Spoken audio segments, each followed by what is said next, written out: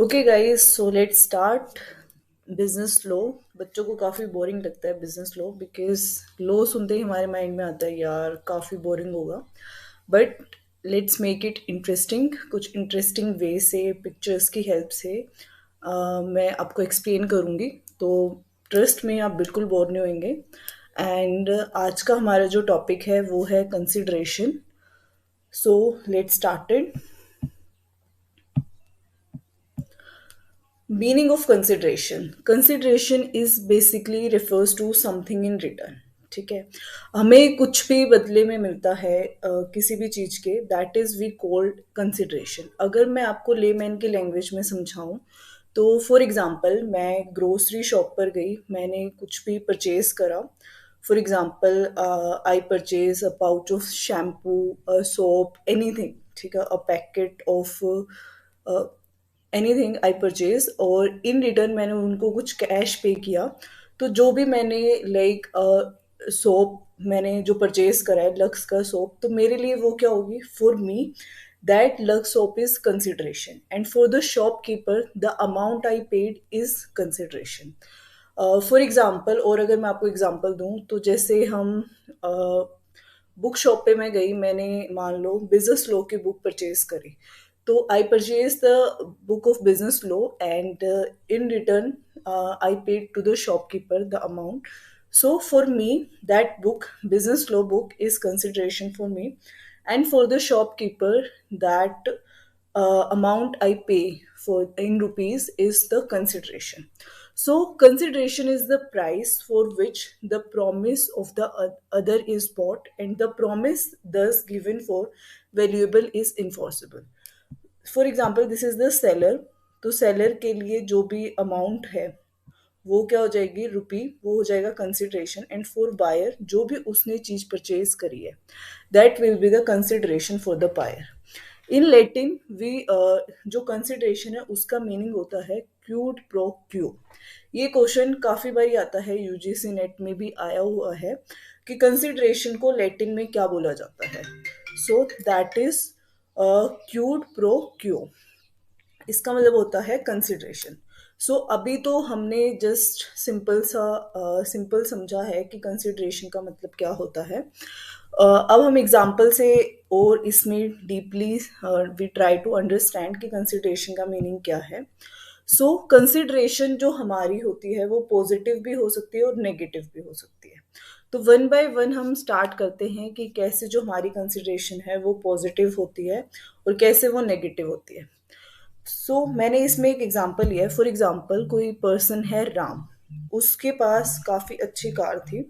उसने ऑफर दिया अपने फ्रेंड को शाम को कि यार मैं ये कार को सोल्ड आउट करना चाहता हूँ, मैं बेचना चाहता हूँ, और मैं इसको अपनी कार को 5 लाख रुपए में सोल्ड आउट कर दूंगा। ठीक है, मैं इसके लिए 5 लाख रुपए में मैं अपनी कार बेचना चाहता हूँ।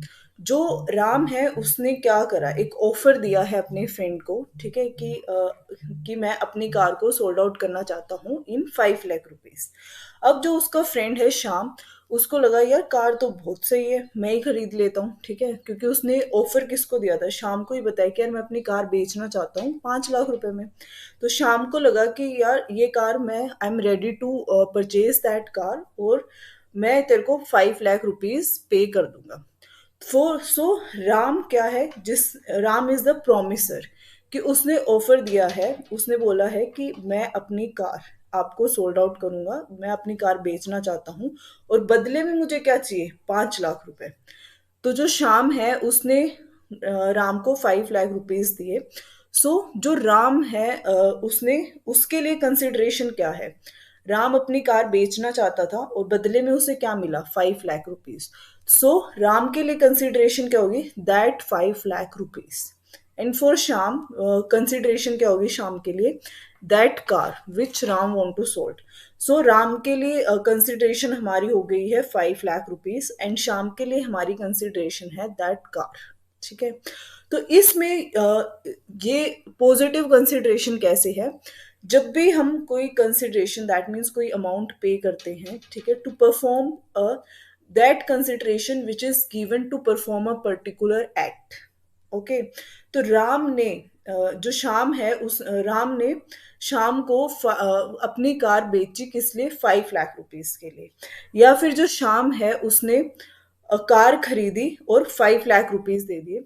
तो इससे जो पार्टीज हैं उनको क्या हो रहा है, प्रॉफिट हो रहा है। राम को क्या हो रहा है, प्रॉफिट हो रहा है, 5 लाख रुपीस उसको मिल रहे हैं। So any consideration which includes any right, interest, benefit, profit, they all are the part of positive consideration. Because कोई भी amount we pay to perform a particular act, that become the part of our positive consideration. Next is negative consideration. So what is negative consideration? एक example से हम समझते हैं। अ, अब जैसे एक पर्सन है ए, वो रोड पे निकला, अपनी कार में अच्छे से ड्राइव कर रहा है। सो एकदम से रास्ते में क्या हुआ, जो ए पर्सन है हमारा उसका एक्सीडेंट हो गया, ठीक है। एंड जो बी पर्सन है उसकी कार से उसका एक्सीडेंट हुआ है, उसकी उसकी किसी एक्शन की वजह से ए को क्या हुआ है, डैमेज हुआ है उसकी कार में। सो बी क्या होगा, रिस्पॉन्सिबल होगा ए की कार के डैमेज के लिए। तो ए पर्सन ने बोला यार तूने मेरी कार डैमेज करी है और यू हैव टू पे फॉर दैट, ठीक है।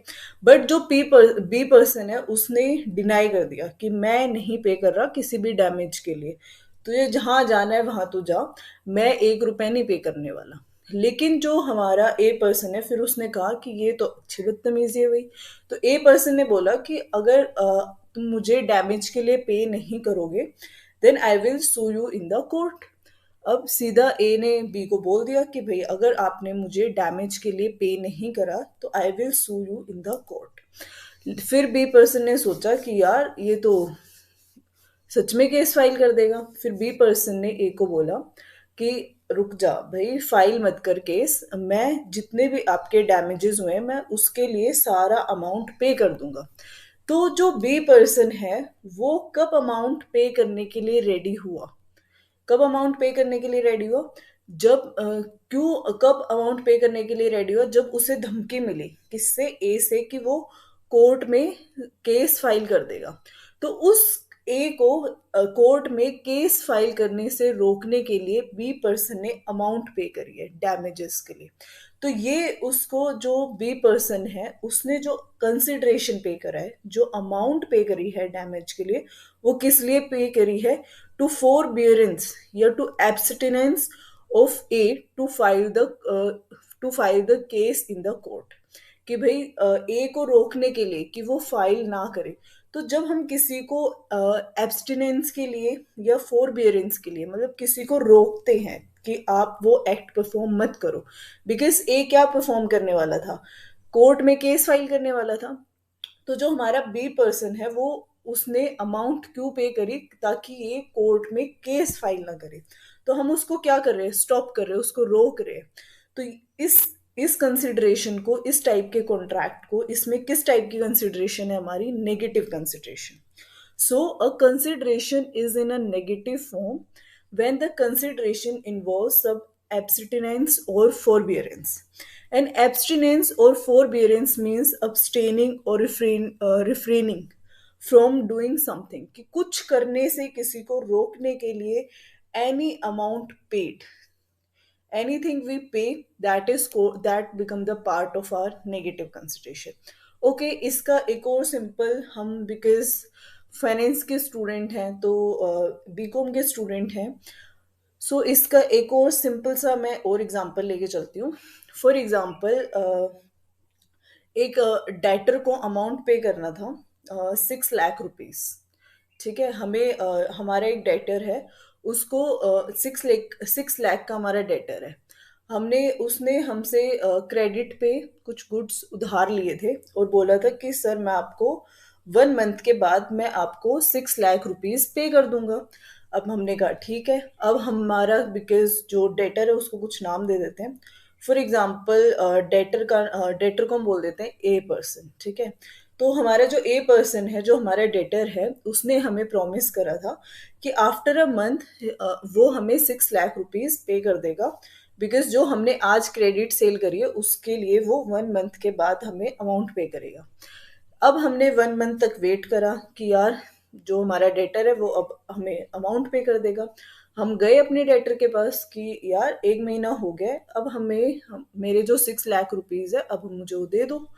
तो जो मेरा डेटर है उसने बोला कौन से 6 लाख रुपीज, मैं तो कोई पैसे नहीं देने वाला। अब उसने सीधा मना कर दिया। फिर हमने क्या बोला डेटर को कि अगर आप हमें पैसे नहीं दोगे हमारे, तो मैं आपके खिलाफ कोर्ट में केस फाइल कर दूंगी। ठीक है, कि मैं आपके खिलाफ कोर्ट में केस फाइल कर दूंगी। अब डेटर ने मुझे ऑफर दिया। ठीक है, debtor gave me the offer कि आप प्लीज केस फाइल मत करो, मैं आपको 6 लाख के एडिशन में 1 लाख रुपीज और दूंगी, बट आप प्लीज केस फाइल मत करो। मैं आपको 7 लाख रुपीज दूंगी टोटल। तो अब वो 1 लाख रुपीज जो डेटर ने मुझे ऑफर दिया है टू पे, वो किस लिए दिया है, ताकि मैं कोर्ट में केस फाइल ना करूं। ठीक है, तो वो किस लिए करे, to forbearance to me that मुझे वो केस जो है वो फाइल नहीं करना है कोर्ट में। तो जो हमारा डेटर है उसने जो कंसिडरेशन हमें पे करी है टू स्टॉप अस, ठीक है, कि हम ताकि कोर्ट में केस फाइल ना कर सके। तो ये किस टाइप की कंसिडरेशन है हमारी, that is called negative consideration. I hope this is now clear कि व्हाट इज पॉजिटिव कंसिडरेशन और what is negative consideration. In positive consideration we give something to perform any act, but in negative consideration the consideration involve some abstinence or forbearance। किसी को रोकने के लिए, किसी को abstinence के लिए, forbearance के लिए we pay anything, that is the part of negative consideration। So consideration की अब जितना हमने पढ़ा उससे हम डिफाइन करने की कोशिश करते हैं। इसमें जो हमारा फर्स्ट एग्जांपल मैंने पॉजिटिव कंसिडरेशन का आपको दिया था, इसमें जो राम है वो हमारा क्या था, प्रोमिसर, एंड श्याम क्या था, हमारा प्रोमिसी। बिकॉज राम ने ऑफर दिया था शाम को कि मैं अपनी कार सेल करने के लिए रेडी हूँ फॉर 5 लाख रुपीज। ठीक है, तो ये किसकी डिजायर थी, राम की डिजायर थी कि वो अपनी कार बेचना चाहता है 5 लाख रुपए में। तो जो कंसिडरेशन मूव हुई है वो किसकी डिजायर पे हुई है, राम की डिजायर पे हुई है। तो राम हमारा क्या है, प्रोमिसर, और श्याम क्या है, हमारा प्रोमिसी। बिकॉज इस कॉन्ट्रैक्ट का इसमें जो मेन इसमें ऑफरर है वो हमारा कौन है, राम। राम ने पहले ऑफर दिया है कि मैं अपनी कार बेचने के लिए रेडी हूँ फॉर 5 लाख रुपीज। तो इसमें राम हमारा क्या हो गया, प्रोमिसर, एंड श्याम हमारा क्या हुआ, प्रोमिसी। इन सेकेंड एग्जाम्पल इसमें जो हमारा बी पर्सन है, ठीक है, जिसने हमारी कार डैमेज करी थी, दैट इज द प्रोमिसर, क्योंकि उसने हमें क्या ऑफर दिया था कि मैं आपकी जितने भी कार का आपका डैमेज हुआ है, मैं वे सारे डैमेजेस पे करने के लिए रेडी हूँ, बस आप कोर्ट में केस फाइल मत करो। तो इसमें जो बी पर्सन है उसने हमें ऑफर दिया है कि आप कोर्ट में केस फाइल मत करो and I will pay you for all the damages. तो बी पर्सन हमारा क्या हो गया, प्रोमिसर, एंड ए पर्सन क्या हो गया, हमारा प्रोमिसी। तो अब इसमें when at the desire of promisor, because जो फर्स्ट एग्जांपल था उसमें eight the desire of Ram, ठीक है, क्योंकि राम की ही तो डिजायर थी ना कि वो 5 लाख रुपए में अपनी कार को सोल्ड आउट करना चाहता है। और जो सेकंड एग्जांपल है उसमें B, at the desire of B, okay, because B हमारा प्रोमिसर है, उसी ने ऑफर दिया था कि भाई आप कोर्ट में केस फाइल मत करो, मैं आपको जितने भी डैमेजेस है उसके लिए पे आउट कर दूंगा।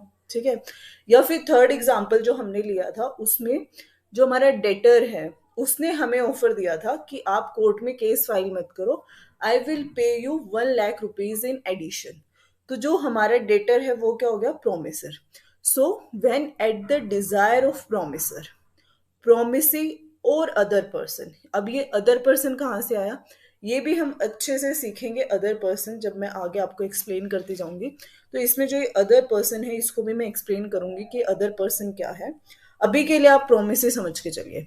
सो when at the desire of promisor, promisee has done, कुछ करता है, ठीक है, सॉरी हैज डन मतलब उसने पास्ट में कुछ किया है। ठीक है, eight the desire of promisor, promisor की डिजायर पर प्रोमिसी ने कुछ पास्ट में किया है, डज करता है, ठीक है, in present, and to do in future, future में कुछ करने वाला है, कौन, हमारा प्रोमिसी। ठीक है, when at the desire of promisor, promisee has done, ठीक है, कुछ वो पास्ट में करता है या कर रहा है, अभी डज, ठीक है, या करने वाला है। और अब्सटेन, ये तो हैज डन, डज और टू डू, ये तो हमारा क्या था, पॉजिटिव कंसिडरेशन। और अब्सटेन, अब्सटेन मतलब कुछ करने से रुकता है, ठीक है, कुछ करने से रुकता है। फॉर एग्जाम्पल केस फाइल करने से रुकता है। अब्सटेंड, कुछ करने से रुक गया, अभी इन प्रेजेंट, ठीक है। या अब्सटेन, कुछ करने से रुकेगा in future, for from doing, ठीक है। That is called consideration. जब प्रोमिसर के डिजायर पर प्रोमिसर कुछ करता है या कुछ करने से रुकता है, ठीक है, या कुछ कर रहा है या करने से रुकेगा, या करने से रुकता है, या कुछ फ्यूचर में काम करेगा, टू डू, या फिर हमारा फ्यूचर में कुछ वो करने से रुकेगा, they all are the part of consideration. तो अब ये डिफाइन आई गेस आपको क्लियर हो गई होगी, बुक में ऐसे ही आपकी डिफाइन दे रखी है। When at the desire of the promisor, promisee और other person has done, does, to do, और abstain, abstained, abstain from doing, called consideration.